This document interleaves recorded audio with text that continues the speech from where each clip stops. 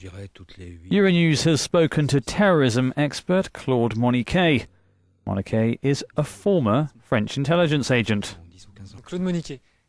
Do these attacks reveal weaknesses in the fight against terrorism in Belgium? There's a problem in assessing the risk of people. In that sense, I mean the Belgians have a problem that we all do. Western intelligence services are tools that hail from the Cold War and have been formatted and educated to work within those structures. States, political parties, the KGB, the Red Army and so on. Here we're confronted with a group, Daesh, where we need to understand its complexity. We have the overall picture, but when we talk about the details, and unfortunately the details are the operational element.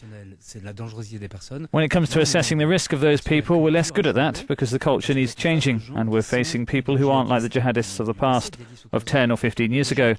People like Bakari are thugs who became radicalized in 6 months to 1 year, so they can stay longer underneath the radar without being detected. So it's an incorrect analysis of the situation. I think there's an analytical problem across all Western intelligence services, but especially in Belgium and France. There's a clear problem with analysis. I think it's a cultural problem too. I think we have to mix classic intelligence work, which is based on certain structures, and police services, which work with organized groups and who understand the way things work on the streets. I think we need to work with units together with a clear vision.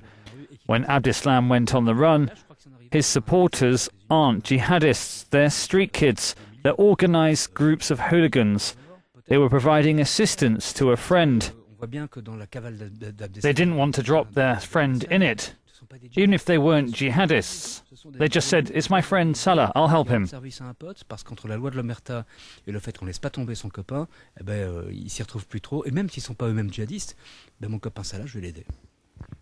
Were you surprised by the scale of the products found in the apartment in Schaerbeek?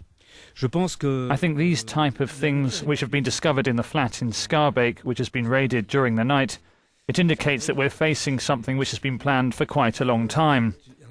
When we see the products found in the flat were as much as 150 litres of peroxide, well, it's a product that's freely available. If you buy 1, 2 or 3 litres here and there, no one will ask any questions.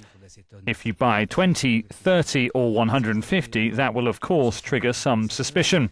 It's possible that the shopkeepers would call the police, as these people know what it's used for. So you'd have to amass it a little by little over a very long time frame. So I think this was planned over weeks and months. Did the arrest of Salah Abdeslam speed up these attacks in Brussels? The attacks clearly were not revenge attacks following the arrest, since it would have only been prepared in 3 or 4 days. It's possible that the arrest was expected and so the implementation was sped up.